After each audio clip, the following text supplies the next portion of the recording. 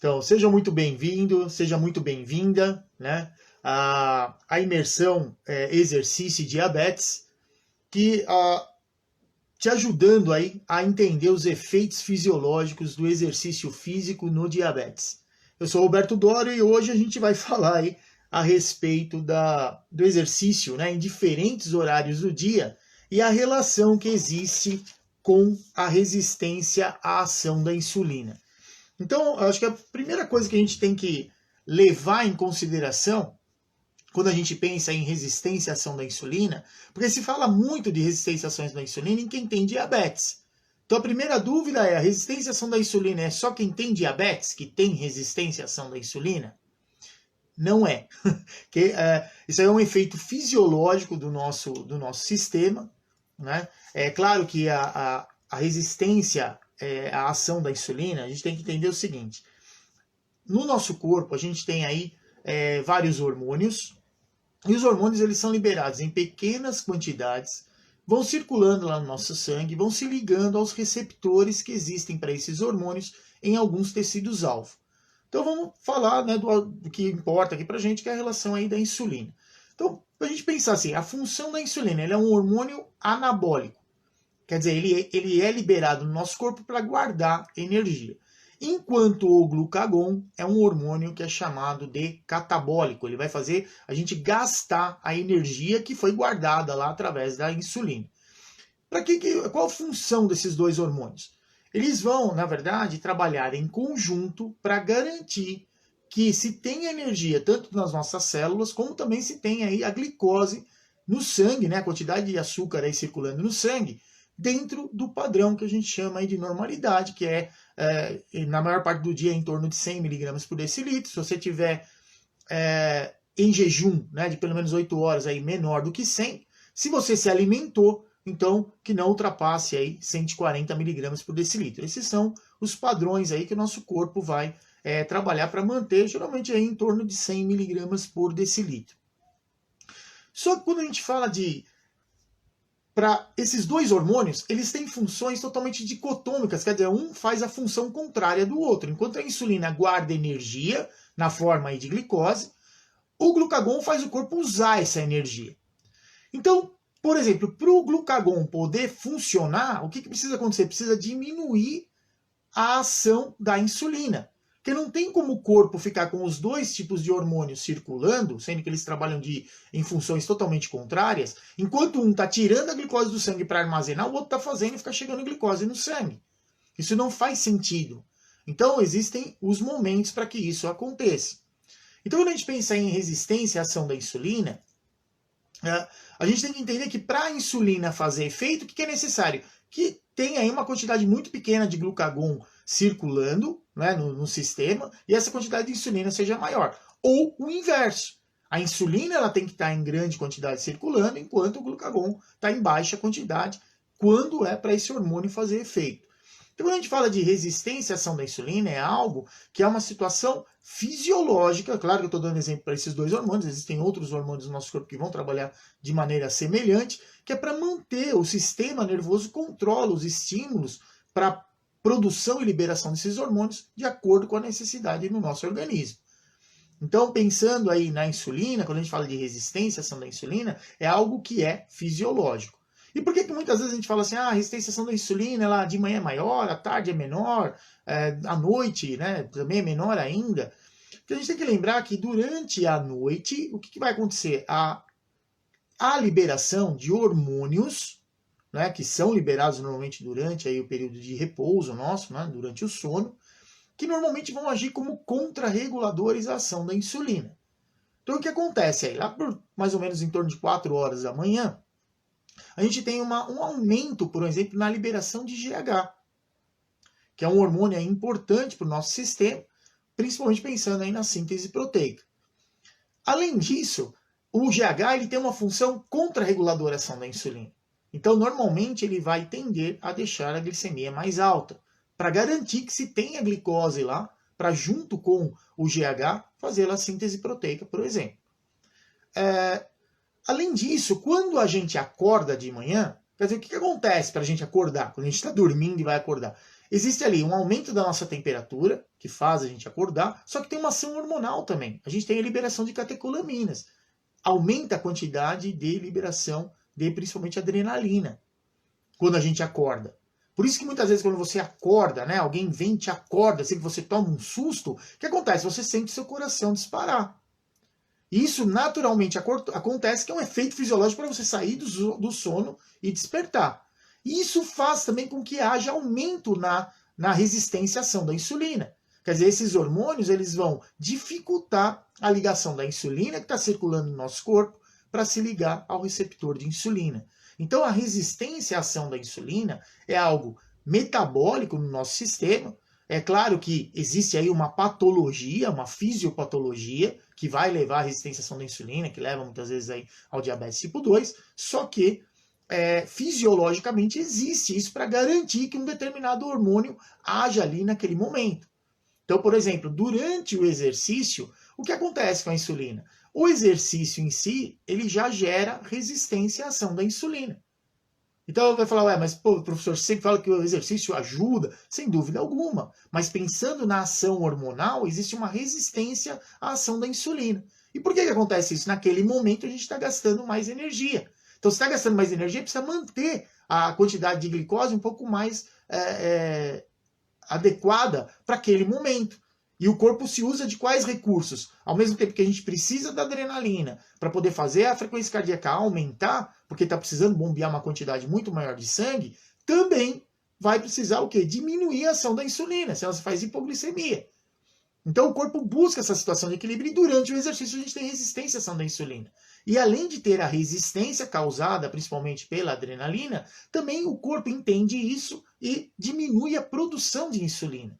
Porque no momento que a gente está em repouso e começa a fazer exercício, você tem insulina circulando no corpo. Isso vai acontecer. Só que o sistema faz o quê? Aumenta a resistência da ação desse hormônio, porque naquele momento é importante ter um pouco mais de glicose, além de diminuir a produção dele também. Então, quando a gente fala resistência à ação da insulina, é algo que todo mundo tem. Isso é normal. Quer ver um exemplo interessante? As mulheres durante a gestação. Na gestação, toda mulher tem resistência à ação da insulina. E por uma situação extremamente importante naquele momento. Um outro ser está sendo gerado. E precisa de energia para ele ser gerado. E essa energia vem basicamente da onde no nosso corpo? Da glicose. Então, na gestante, a mulher ela passa a ter aumento na resistência à ação da insulina para garantir que a maior quantidade de glicose que estiver circulando ali no sistema dela seja direcionada para a placenta, para ter energia lá para fazer síntese proteica do feto que está sendo gerado. Então é uma situação fisiológica. O corpo age de uma maneira para que aquela função metabólica aconteça. Então, resistência à ação da insulina a gente tem a todo momento. Qualquer pessoa, não só quem tem diabetes. Existe, claro, algumas situações que estão relacionadas, por exemplo, pensando o que é a resistência à ação da insulina, pensando em doença, pensando em fisiopatologia. A resistência à ação da insulina é uma situação onde esse momento onde a insulina deve trabalhar menos, ele perdura por longas horas durante o dia. E muitas vezes durante a noite também. Então, nessa situação, a gente tem aí uma alteração metabólica e que leva ao quadro de resistência à ação da insulina, mas não momentâneo, como todas as pessoas têm, e sim numa situação crônica, quer dizer, a todo momento o indivíduo tem resistência à ação da insulina. Isso aí impacta no sistema de que maneira? O nosso corpo ele mantém aí no sistema nervoso as vias que são chamadas lá aferentes, que são aquelas que ficam mandando informação para o sistema nervoso, e chega lá a informação do quê? A glicemia está ficando alta. E o sistema nervoso faz o quê? Manda sinalização lá para o pâncreas. Produz insulina para tirar aquele excesso de glicose que está circulando naquele momento. E aí o que acontece? O sistema manda a insulina, mas existe aí um problema aonde a quantidade de insulina que foi mandada ela não é o suficiente para poder tirar a glicose do sangue. E aí a retroalimentação acontece. O sistema continua mandando, está alta ainda a insulina. E o corpo tenta compensar isso de que maneira? Cada vez produzindo uma quantidade maior de insulina. E isso caracteriza a a questão da resistência à ação da insulina. Quer dizer, ela não é momentânea, ela vai durar aí um longo período aí durante o dia, e claro, por dias. E muitas vezes aí por anos até que venha o diagnóstico aí do diabetes. Mas, nessa situação que a gente tem, o corpo tenta de alguma maneira controlar. Só que qual é o grande problema disso? Vai ficar um monte de insulina circulando, porque a resistência à ação da insulina, existem na verdade vários fatores. Não dá para falar, é a insulina que não se liga ao receptor. Muitas vezes ela se liga. Só que a partir do momento que ela se liga, tem que acontecer uma série de reações químicas, que são chamadas fosforilações, para essa sinalização, através de reações bioquímicas ali no nosso corpo, ela sinalize ali para que o GLUT4, que é a proteína responsável para tirar a glicose do sangue e trazer ela para dentro dos tecidos, ele seja translocado. Quer dizer, ele sai ali do meio da célula, vai até a membrana e traz a glicose para dentro. Então, quando pensa em resistência à ação da insulina, pode ter aí um problema de ligação da insulina com o receptor. A partir do momento que liga a insulina com o receptor, pode ter um problema relacionado a essa série de reações químicas que precisam acontecer até o GLUT4 ser translocado até a membrana. Então, isso pode acontecer em qualquer momento desse processo. E que vai reverter no quê? Nessa situação que eu falei anteriormente, vai cada vez mais ter insulina circulando.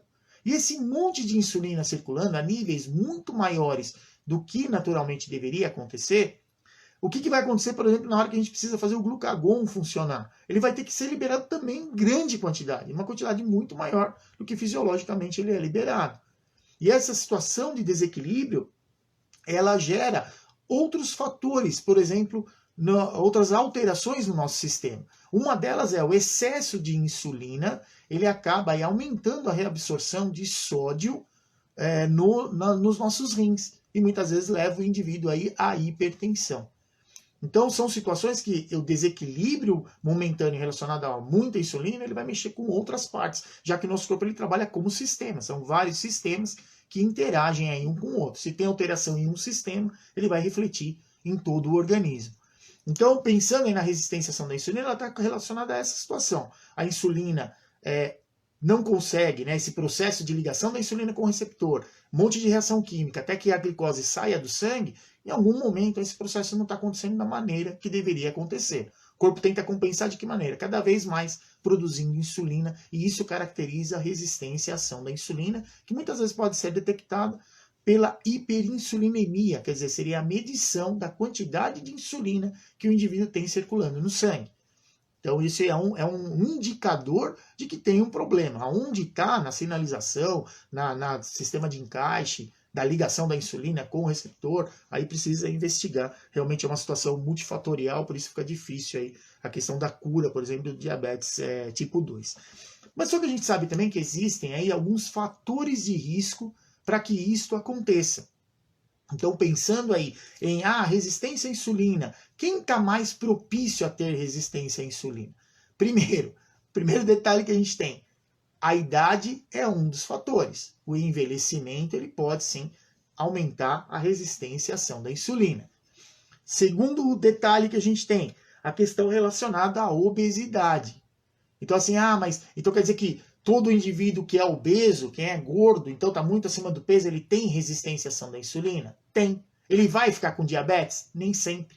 Porque existe aí também uma questão de herança genética para o indivíduo desenvolver o diabetes tipo 2. Uma coisa a gente sabe, quando se compara a quantidade de insulina que está circulando no sangue, então a insulinemia, do indivíduo que é obeso com o indivíduo que está dentro do peso adequado, a gente sabe que para manter a normoglicemia nos dois indivíduos, quem é obeso produz uma quantidade muito maior.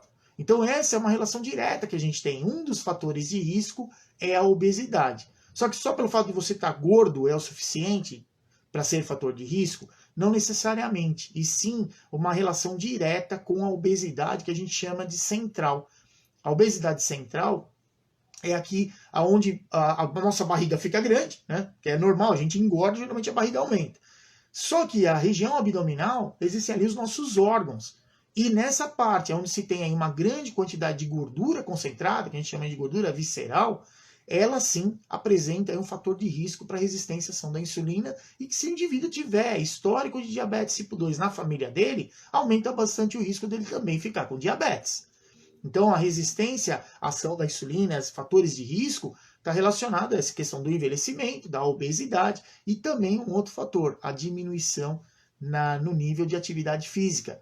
Por isso que a idade ela se correlaciona direto com a inatividade física. Porque, claro, a gente vai envelhecendo, cada vez a gente vai movimentando menos, né? Se movimentando menos, gastando menos energia. Então, uma coisa aí fica associada à outra. E que tipo de diabetes vai apresentar resistência à ação da insulina? Pensando em fisiopatologia, né, pensando em alteração que vai levar à doença, é o diabetes mellitus tipo 2. Esse sim vai apresentar resistência à ação da insulina. Mas não é só o diabetes mellitus tipo 2, o diabetes gestacional também. Porque todas as mulheres, todas as gestantes, elas estarão aí, no momento, durante a gestação, elas apresentam maior resistência à ação da insulina. E claro, as que têm já histórico familiar de diabetes mellitus tipo 2, já aumenta esse risco de desenvolver diabetes durante a gestação. Outro fator de risco é a mulher estar acima do peso quando ela engravida. Outro fator de risco, ter ali mais do que 30 anos. Então, quer dizer, a pessoa que é um pouco mais velha, está acima do peso e tem histórico de diabetes na família, o risco ele aumenta também. Mas, pensando em fisiopatologia da doença, o diabetes tipo 2 é o que naturalmente apresenta aí resistência à ação da insulina até se chegar aí ao diagnóstico. Pessoal, só um momentinho que vou medir minha glicemia aqui, que eu troquei o sensor da minha bomba e ele, depois de um período, ele pede para eu medir para poder calibrar aqui. Então, quando a gente pensa aí nessa situação relacionada ao indivíduo ter resistência à ação da insulina nos tipos de diabetes, claro que quem vai ter diabetes, resistência à ação da insulina para diagnóstico do diabetes, né, essa alteração fisiológica, é exatamente o indivíduo aí que vai desenvolver diabetes mellitus tipo 2 ou o diabetes mellitus gestacional. Tenho certeza que vocês ficaram tudo curiosos para saber quanto está a minha glicemia, né? Fala aí. Escreve aí quem está curioso para saber a minha glicemia. Coloca aí nas respostas aí. Manda a pergunta aí. Ou vocês não ficaram curiosos para saber? Porque se está curioso, manda aí, ó. Eu quero saber, vai lá. Então, quando a gente pensa aí a questão relacionada aí, né, ao tipo de diabetes que apresenta resistência à ação da insulina para diagnóstico do diabetes, é sim o indivíduo aí com diabetes mellitus tipo 2. Olha lá, o pessoal tá colocando o valor. Eu gostei, Renan. Olha lá, ele colocou 130. Vamos lá, vamos colocando aí. Quanto vocês acham que tá a minha glicemia aí? Aí lá. Mais alguém? Tô bem. Não, tá legal. Se eu estivesse fazendo IPA, eu já tinha. Ué, Tatiana, diz aí, então acaba o momento de curiosidade. É legal vocês colocarem valor aí, vamos lá. Ó, uma dica, hein? Tá no time range. Então, quer dizer, tá abaixo de 180 e tá acima de 70. Vai lá. Já dei uma dica. 150, ó, um número que eu acho que tá bacana. Vamos lá, vamos jogando aí, vamos vendo. Então, pessoal, a questão do tipo de diabetes é isso. Quem diabetes tipo 1, não, a gente sabe que tem ataque ali, né, do sistema imune, né, as glóbulos brancos vão lá e destroem as células beta, então, consequentemente, é uma doença autoimune, ele não tem relação com a resistência à ação da insulina. É uma situação onde o corpo vai realmente parar ali de produzir insulina aí, e leva lá o diagnóstico de diabetes mellitus tipo 1. Né? Então, olha lá, o Renan colocou aqui que eu tô treinando, tá? Então, Renan, mas acontece o seguinte, lembra que eu falo que a ação hormonal, quando a gente tá... Claro, eu tô aqui falando para um monte de gente, né? Então, quer dizer, é uma situação que mexe isso com a gente, claro, aumenta a quantidade de adrenalina, e isso aí geralmente tende a deixar a glicemia um pouquinho maior. Mas o detalhe tava aqui 149, se eu não me engano. Peraí, deixa eu pegar aqui de novo. Olha lá, vou mostrar para vocês aí, ó. 149, tô conseguindo ver aí, ó. 149. Então tá dentro aí do time range. Quem quase acertou aí foi o Johnny, né? O Johnny mandou bem perto aí. Tá bom, hein, Johnny? O cara tá com opinião aí bem forte. Legal, muito bom. Então vamos lá. A gente falou de resistência à ação da insulina, tipo de diabetes que apresenta aí resistência à ação da insulina. Só que é o seguinte, como é que o exercício vai ajudar a diminuir a resistência à ação da insulina? Então o que a gente fala aí? Geralmente, não, faz o exercício, que o exercício ele vai te ajudar a diminuir a resistência à ação da insulina. Ou ele ajuda a controlar o diabetes. Esse processo, na verdade, ele vai acontecer tanto com quem tem diabetes, como com quem não tem diabetes. Isso é uma resposta fisiológica do nosso sistema. Por isso que é importante, eu sempre comento muito isso com vocês, de quando você vai fazer o exercício, você tem que dar um estímulo que seja o suficiente para mexer com a sua homeostasia. Quanto mais você se distanciar da homeostasia, é melhor. Porque você vai automaticamente o quê? Tirar o corpo daquela zona de conforto, você faz o exercício, isso gera um aumento no gasto energético, e quando a gente pensa em gasto energético, a gente tem que ficar focado no quê? Quanto eu vou usar, quanto eu vou degradar, quanto eu vou diminuir as reservas de glicogênio que eu tenho, tanto no meu músculo como no meu fígado. Porque isso vai ajudar, porque a gente não fala muito do sangue, porque o sangue ele tende a manter mais ou menos um padrão. Claro que quem tem diabetes, aí a gente já tem falado bastante isso, tendo mais insulina, menos insulina, ou carboidrato chegando da alimentação, isso aí vai impactar um pouco mais. Mas de uma maneira geral, a gente tem que pensar o seguinte, a reserva está onde para a gente usar durante o exercício? No músculo e no fígado. E vai chegar, claro, do fígado chega no músculo através da nossa circulação. Então no sangue ali também vai ter aí glicose circulando. Só que para a gente pensar o exercício, como é que o exercício ajuda? Quando a gente faz exercício, quanto mais energia você gastar, quanto mais você diminuir a sua reserva de glicogênio no músculo e também do fígado, isso vai ajudar bastante a diminuir a resistência à ação da insulina. Porque você vai forçar o sistema a fazer o quê?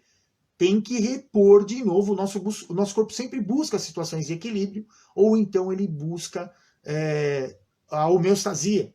Né? Ele tem que buscar uma situação que seja confortável. E ele vai trabalhar de que maneira? Se gastou bastante, ele tem que repor bastante. E para repor bastante, o que é necessário? O hormônio, no caso aí a insulina, no pós-exercício, e junto com isso, o receptor de insulina também, para ajudar, fica sensibilizado. Então, quando a gente pensar o exercício, ele diminui a resistência à ação da insulina, vai diminuir. Porque fisiologicamente é o que o corpo vai precisar. Mas quanto você vai diminuir? Claro que vai depender do quanto você gasta. Gastou bastante, automaticamente diminui, sensibiliza muito mais o receptor de insulina. Gastou pouquinho, sensibiliza menos, porque o corpo busca essa situação de equilíbrio. Então, gastou muito, tem que repor muito. De que maneira que repõe muito? Com a liberação do hormônio e sensibilizando bastante o receptor. Gastou pouco, sensibiliza um pouco o receptor, não precisa de muito hormônio. Então o corpo ele busca essa situação de equilíbrio. Então quando a gente pensa aí, né, como o exercício ele ajuda, ele vai ajudar exatamente relacionado ao quanto você gastou. Por isso que eu sempre falo do volume e da intensidade. Eu posso tanto fazer um exercício por um período maior, numa intensidade aí moderada, então quer dizer, eu fiquei bastante tempo fazendo exercício, fiquei bastante tempo, vai gastar bastante. Ou então eu tenho pouco tempo, aumenta o quão difícil vai ser para você fazer o exercício. Numa intensidade mais alta. Nesse momento de intensidade mais alta, você, num curto espaço de tempo, gasta também uma grande quantidade de energia. Então é assim que a gente controla aí o quanto a gente vai sensibilizar os receptores de insulina. Então essa resistência à ação da insulina, ela não vai acontecer, o efeito do exercício, né, durante o exercício. Ele vai acontecer no pós-exercício. Então, o pós-exercício é o que vai fazer a gente ter essa situação de resistência e diminuição da resistência à ação da insulina. Boa noite, Sandro. Tá entrando agora aí, legal. Então, essa situação, quando a gente faz o exercício, durante o exercício a gente tem resistência à ação da insulina, que é para manter um pouco mais de glicose no sangue. Isso é normal. Mesmo porque o corpo consegue, conforme vai gastando o glicogênio que tem no músculo, o GLUT4 vai lá e tira a glicose do sangue, independente da ação da insulina. Então não precisa, o corpo cuida dessa adaptação. Mas pensando em ação hormonal, a resistência à ação da insulina ela vai diminuir no pós-exercício. E vai depender o quanto vai diminuir, o quanto vai sensibilizar, de acordo com o quanto gastou. Aí o sistema vai entender o quanto ele precisa também repor. E aí vem a outra pergunta, né? Qualquer tipo de exercício aí, ele vai ajudar a diminuir a resistência à ação da insulina? Vai. Né? O detalhe é, vai. Só que ele está muito mais relacionado, claro. A gente tem que entender o seguinte, resistência à ação da insulina é diferente de resposta glicêmica. Né? Então, o Sandro está perguntando aqui se vai depender da intensidade. Então, é assim, Sandro, a intensidade ela vai influenciar durante o exercício no quanto a gente vai gastar. Porque de repente você pode fazer um exercício, por exemplo, numa intensidade moderada. Mas você pode ficar fazendo esse exercício por 2 horas, por exemplo. 3 horas. Então, nessa situação, você também vai degradar uma grande quantidade de glicogênio. Na verdade, a gente tem essa situação da intensidade, do volume da intensidade, né? O volume seria quanto tempo você vai fazer, ou quantos exercícios você faz naquela sessão de treinamento, ou qual distância você vai percorrer. Né? Isso está relacionado à intensidade do treinamento, a carga do treinamento relacionado ao volume. Agora, a intensidade é o quão difícil vai ser para você fazer. E claro, o volume e a intensidade, eles naturalmente são inversos. Não é? Se você pensar numa situação onde você vai fazer algo que vamos colocar aí, você vai, por exemplo, fazer flexão de braço. Quando você faz flexão de braço, você tem que movimentar os seus braços, ali, o cotovelo, o ombro, né, o peitoral, o tríceps, para poder fazer o quê? Movimentar todo o seu tronco. Então é uma carga que ela é fixa, e para a maioria das pessoas, principalmente para os que não treinam, é uma carga alta. Resumindo, o que vai acontecer? Você vai conseguir fazer várias vezes o exercício? O movimento? Certamente não, vai fazer um curto espaço de tempo, porque a intensidade ela é muito alta, então o volume automaticamente ele cai. Quando a gente pensa, por que a musculação ela é interessante? Porque aí você coloca uma carga adequada à força que o indivíduo consegue produzir. E aí você pode dosar esse volume que ele vai fazer o exercício. Então coloca uma carga menor, ele fica mais tempo lá simulando, fazendo um movimento semelhante para os mesmos grupamentos musculares. Mas a questão é, quando você faz o exercício, vai depender, na verdade ele não depende isoladamente da intensidade, mas sim da carga de treinamento. Então a carga de treinamento é essa relação do volume com a intensidade. Você faz o treino por um longo período, você vai ter bastante sensibilização dos receptores de insulina, por conta do quanto gastou de energia. Ou então eu tenho pouco tempo, mas eu faço exercício com alta intensidade, o gasto também vai ser alto. Então vai sempre ser proporcional à resistência à ação da insulina, quer dizer, a gente vai diminuir isso, o exercício vai ajudar, de acordo com o quanto a gente gastou de energia com aquela sessão de treinamento, com aquela aula que a gente fez ali, com aquele dia de treino, tá bom? Então, qualquer exercício vai ajudar. Agora, uma coisa que é interessante é o seguinte, a relação, a gente tem que entender, resistência à ação da insulina vai ser o que vai acontecer depois do exercício para repor a energia. Variações na glicemia é o que acontece de acordo com o exercício que a gente faz. Então, fazendo exercício moderado por um período maior, lá a tendência natural é diminuir a glicemia quando compara a glicemia que mediu antes e a que mediu depois. Se eu fizer um exercício com uma intensidade muito mais alta, às vezes um curto espaço de tempo, pode ser que a glicemia fique mais ou menos igual, ou pode até aumentar um pouquinho. Mas aí são respostas hormonais que vão influenciar na glicemia. Agora, a resistência à ação da insulina está ligada diretamente ao quanto a gente vai gastar de energia, quanto usou lá de glicose no sistema para poder repor. É isso que vai determinar o quanto a gente vai diminuir a resistência à ação da insulina aí no pós-exercício. Acerta um pouquinho essa câmera, só um pouquinho. Mas o que? Para cima ou para baixo? Para cima, só um pouquinho. Pronto. Melhorou aí? Eu tô vendo aqui. Tá. O Wilson tinha falado 150, o Gabriel Moreira falou 135. Aí o Alex perguntou qual aparelho você usa para medir a glicemia e o Gabriel respondeu que é o Accu-Chek. Isso, é o Accu-Chek, Então, é o Accu-Chek, eu acho que é um dos modelos mais... É o Active, é um modelo simples de medidor de glicemia. Tem... Isso aqui, os aparelhos hoje, eles têm assim, vários recursos. Por exemplo, existem aparelhos que eles iluminam, quando está escuro ele tem lá uma luz de iluminação, tem uma quantidade de memórias maiores. Às vezes o lancetador dele, né, que é o que a gente usa ali para furar o dedo, ele acaba sendo aí existem aí padrões que são mais confortáveis ou menos. Então, os recursos assim mudam bastante aí de modelo para modelo. A gente tem no mercado uns modelinhos mini, né? Para quem não quer mostrar que está medindo a glicemia, então é uma coisa legal também para usar. Mas eu uso um dos modelos aí mais simples aí que tem no mercado, que é a mesma coisa de a gente pensar quando é profissional de educação física. A gente vai usar, a gente tem aí frequencímetros que, né, medem várias situações aí. Para gente que está interessado naquele momento monitorar a intensidade, você pode usar um frequencímetro simples que te dê a frequência cardíaca, o tempo de exercício e a média da frequência cardíaca. Para a gente já vai ser ótimo para o que a gente quer, tá bom? Então vamos lá. Uma coisa quando a gente pensa assim, vou fazer exercício lá com a pessoa que tem diabetes ou quem tem pré-diabetes, isso é uma situação importante também, porque no indivíduo que é diagnosticado com pré-diabetes, quer dizer, a glicemia dele em jejum está acima de 100, mas está abaixo de 126, então ele não está diagnosticado ainda como diabético. Ou, após sobrecarga, depois da alimentação, está acima de 140, mas está abaixo de 200, esse indivíduo ainda dá para a gente reverter esse quadro que a gente sabe que já está se tornando aí uma doença por conta da resistência à ação da insulina ficar aí longos períodos acontecendo. Nessa situação, como é que a gente pensa em fazer o exercício para diminuir esse risco, né, desse indivíduo se tornar diabético? Mudança no estilo de vida. Então, o tipo de treinamento que a gente vai fazer, né, na seguinte situação. O Sandro está pondo aqui que o dele é Cássio. Legal.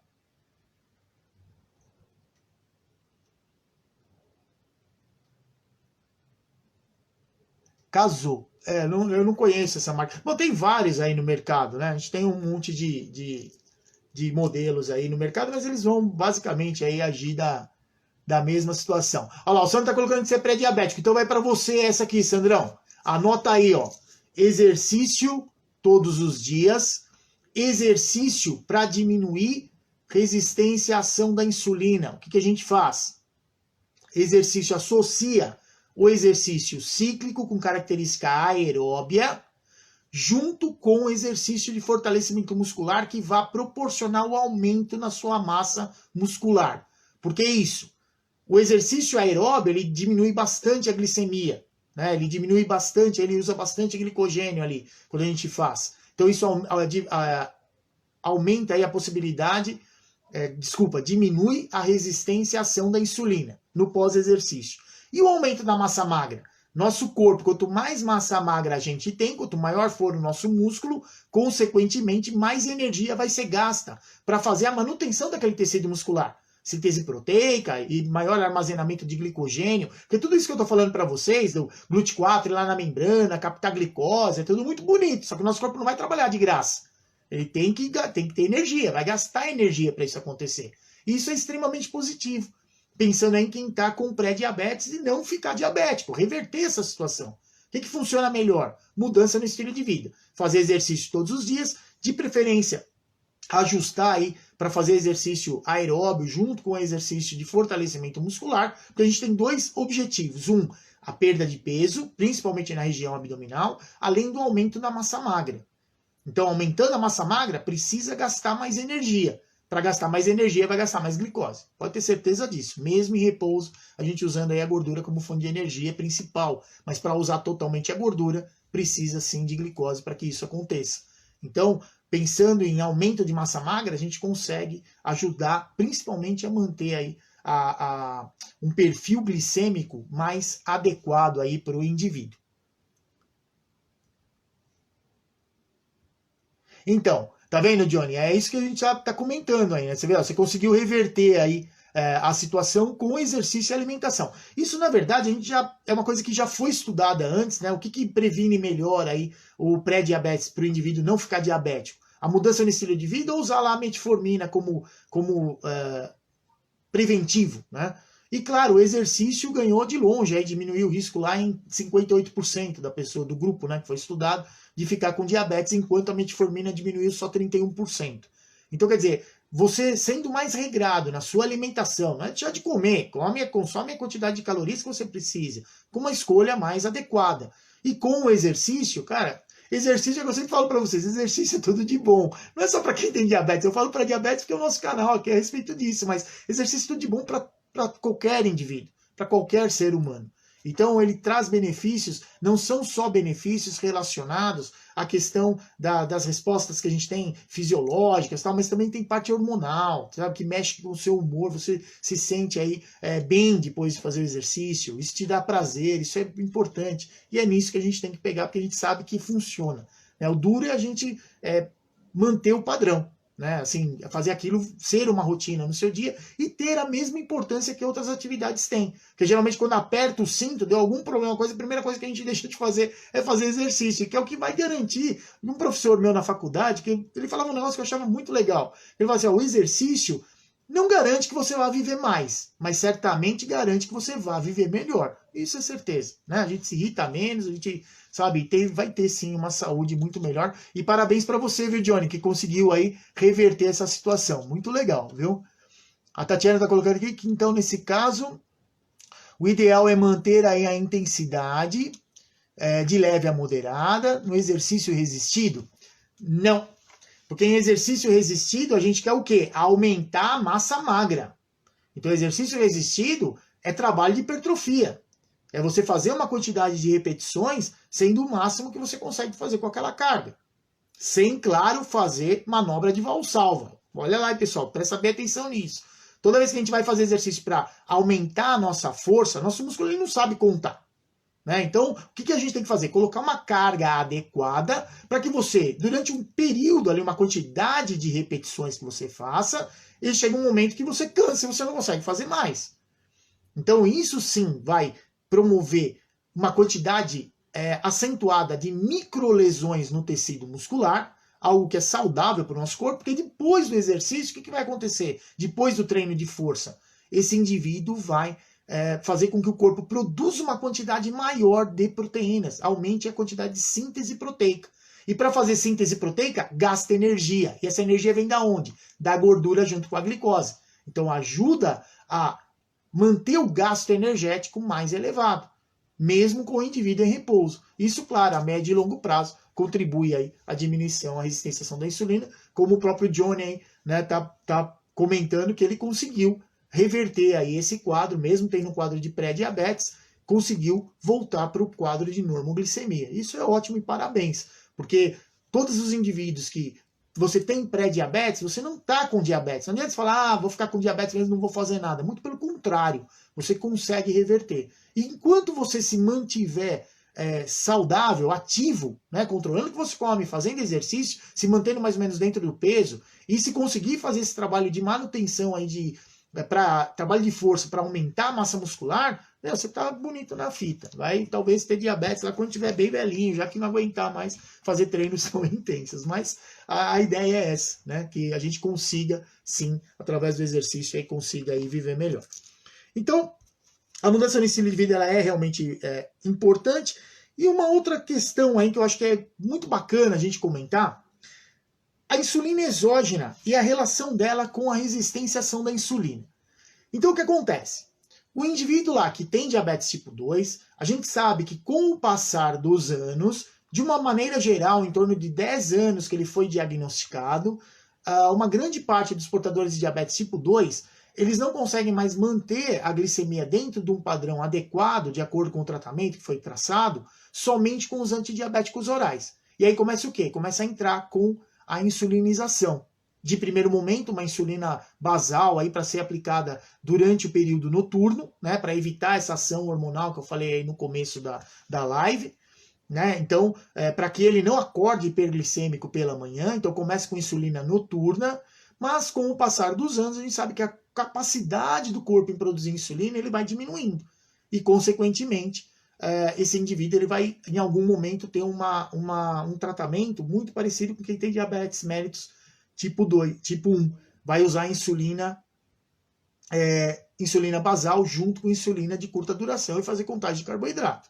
Esse é o desfecho natural. Só que quando a gente pensa aí na questão da insulina exógena, quando a gente pensa no exercício, certamente o que vai acontecer? Para quem já usa insulina e vai fazer o exercício, e faz com que o exercício seja realmente frequente, lá pelo menos 3 vezes na semana, 4, 5 vezes, melhor ainda, a gente sabe que isso vai sim diminuir bastante a dosagem de insulina que esse indivíduo vai usar. E a gente percebe isso como? Eu faço exercício e principalmente depois do exercício fico fazendo hipoglicemia. Então quer dizer, tem que ajustar a dose de insulina. Converse com o seu médico, que certamente vai precisar aí algum ajuste ser feito nessa situação. Então, e para quem não usa ainda insulina e de repente tem diabetes, se você continua fazendo o exercício, né, e mantém aí o controle da sua insulina calórica, automaticamente você acaba prorrogando bastante essa necessidade de utilizar aí insulina. A insulina é só uma parte do tratamento, se é necessário naquele momento, então é assim que vai ser. Mas a gente pode aí ir tratando ali, para quem tem diabetes tipo 2, e controlando ali com o antidiabético oral, fazendo exercício aí, certamente você vai prolongar bastante esse tempo. A pergunta da Érica, se é normal depois da aula de spinning ter aumento da glicemia, esse não é o exercício indicado? Érica, obrigado pela sua pergunta, muito legal a pergunta que você fez. Se você está fazendo spinning, que a gente fala, o pedalar é legal, não é? Quando a gente pedala moderadamente. E o que a gente espera que aconteça? Que a glicemia do início que você mediu e no final, ela esteja menor. Só que a aula de spinning, a gente sabe que a intensidade dela, em muitas aulas, ela é bem alta. Então, nessa situação, se a gente pensar, isso eu ainda estou isolando a questão relacionada a quanto carboidrato você ingeriu antes de começar a aula, quanto estava a sua glicemia antes da aula. Vamos pensar só na ação hormonal. Você fazendo exercício com alta intensidade, o que acontece? Porque spinning você está pedalando, daqui a pouco você pedala em pé, porque simula uma rampa, uma subida, não é? Daqui a pouco você dá um sprint. Tudo isso dentro desse momento. O exercício ele é cíclico o tempo inteiro. Mas a intensidade, ela é o que a gente chama aí de variativa. E nessa situação, para você, né, a gente consegue entender que a intensidade dessa aula, se for para classificar, se fosse para você responder aí de 0, que seria repouso, né, a 10, certamente você vai responder lá 8 ou 9 mais ou menos. Ou muitas vezes 10, porque dependendo da situação você se expôs a um esforço, conseguiu fazer um pouquinho, teve que parar e adaptar para a sua condição.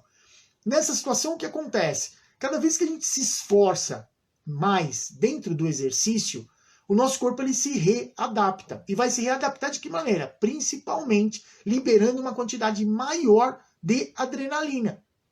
Então a gente já falou anteriormente, a adrenalina já dificulta a ação da insulina ali durante o exercício. Como em intensidade mais alta aumenta a adrenalina, junto com a adrenalina você está gastando muito mais energia, está saindo mais glicose rapidamente do sangue. Automaticamente o corpo corrige de que maneira? Libera um pouco mais de glucagon, para fazer o fígado liberar glicose para o sangue. E aí o que a gente tem? Uma situação aonde você para de fazer exercício, mas o corpo ainda já tem aquela quantidade de glucagon que foi liberada enquanto você estava fazendo o esforço. Então continua chegando ainda a glicose no sangue. Por isso que a gente sempre comenta que o exercício com intensidade mais alta, ele pode manter sua glicemia mais ou menos igual ao que estava quando você começou a fazer exercício, ou no final de uma sessão de treinamento onde a intensidade foi muito alta, naturalmente ela estar um pouco acima.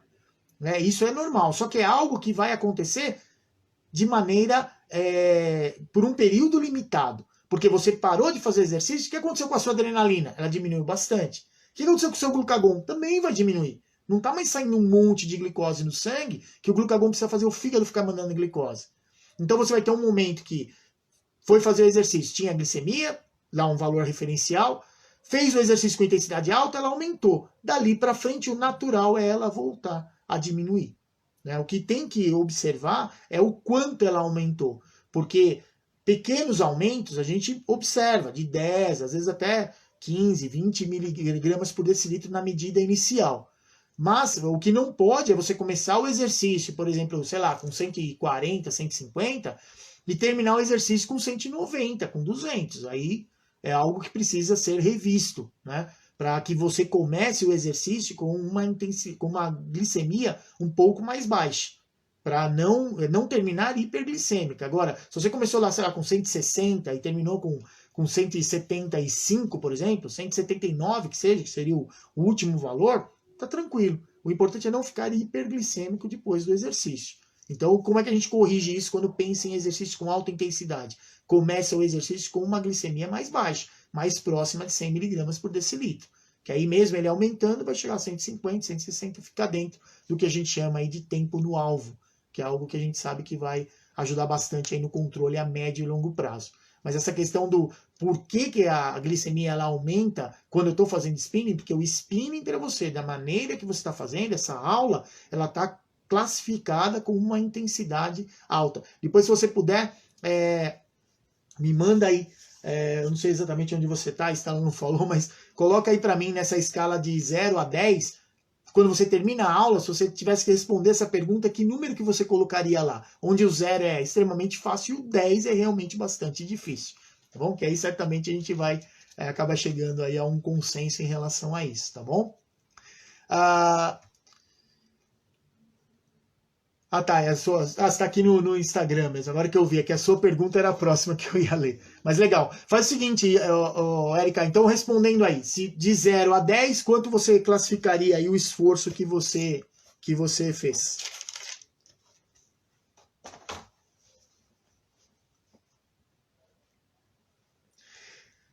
Então é isso aí, pessoal. Mais alguma pergunta até? Não? Então tá bom.